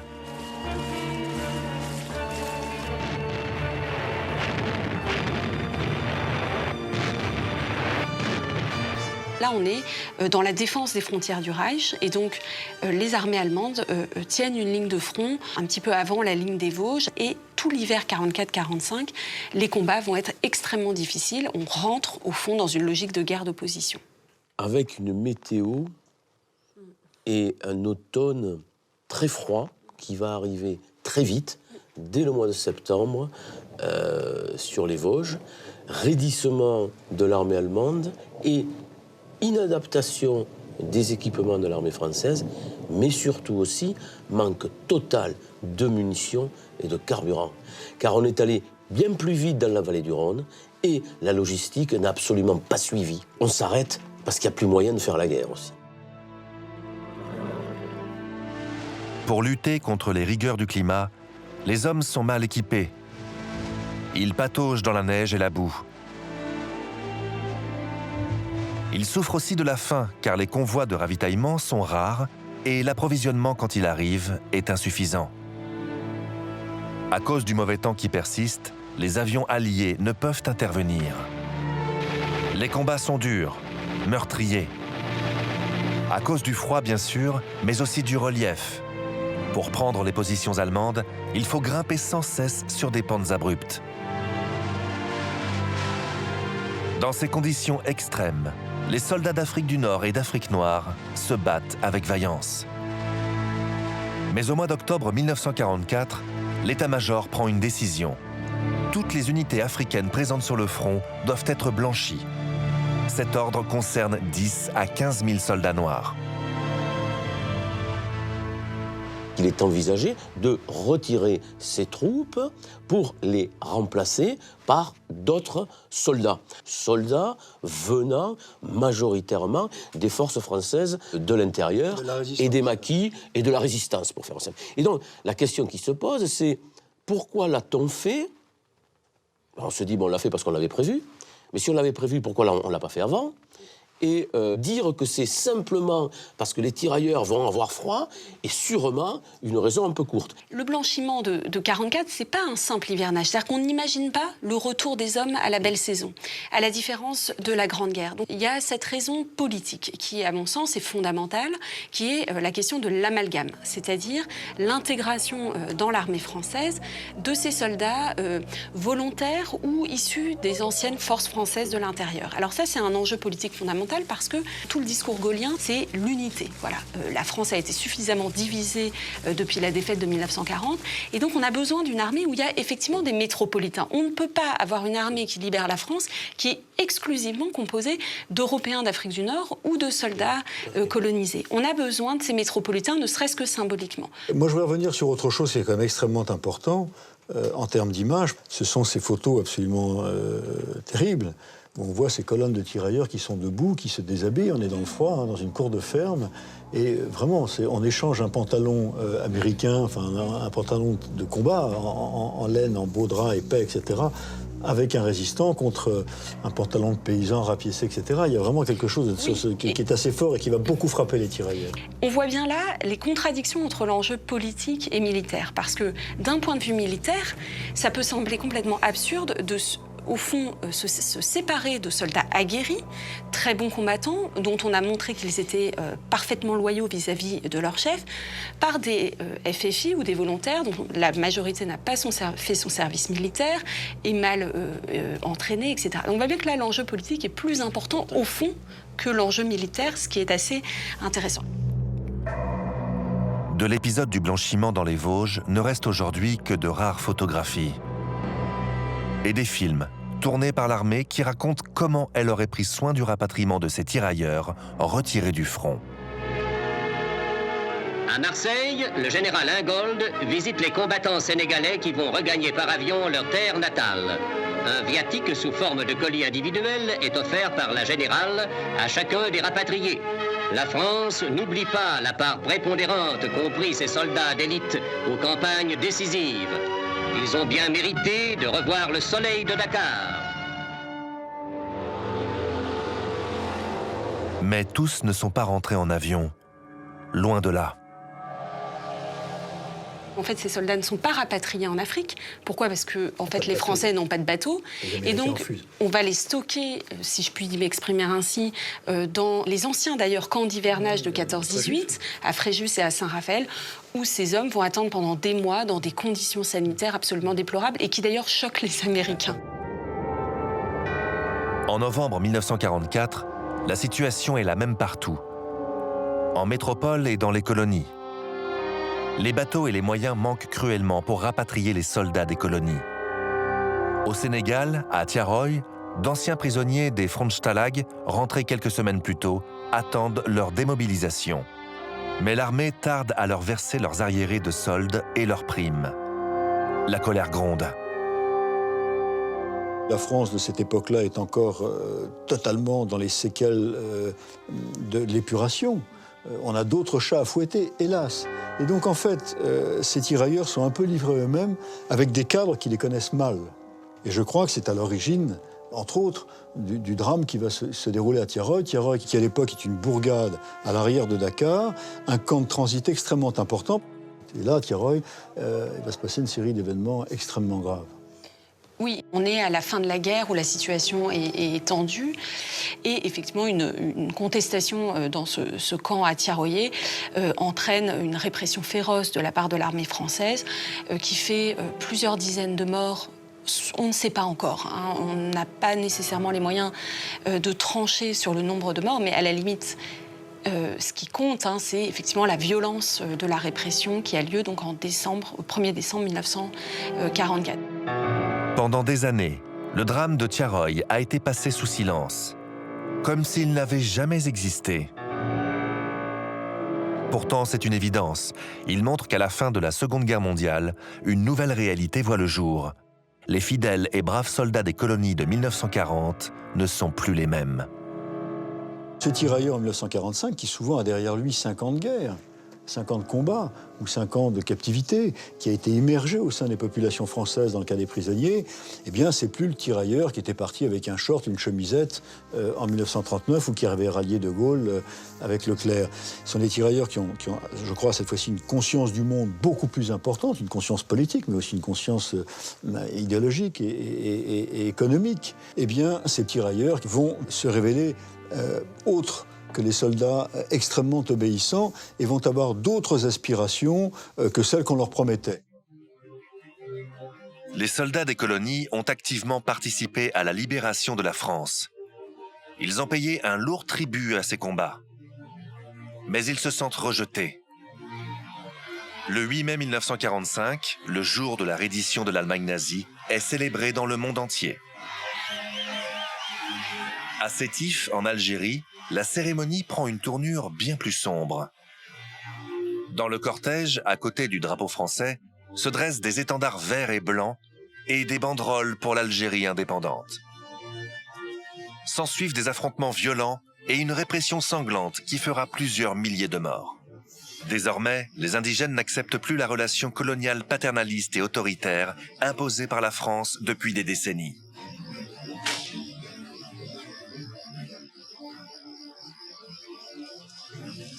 Pour la France, c'est le début de la décolonisation. Celle-ci se fera parfois dans la violence. En Indochine et en Algérie, l'armée française fera intervenir des soldats des colonies contre les mouvements pour l'indépendance. Des soldats des colonies contre des colonisés.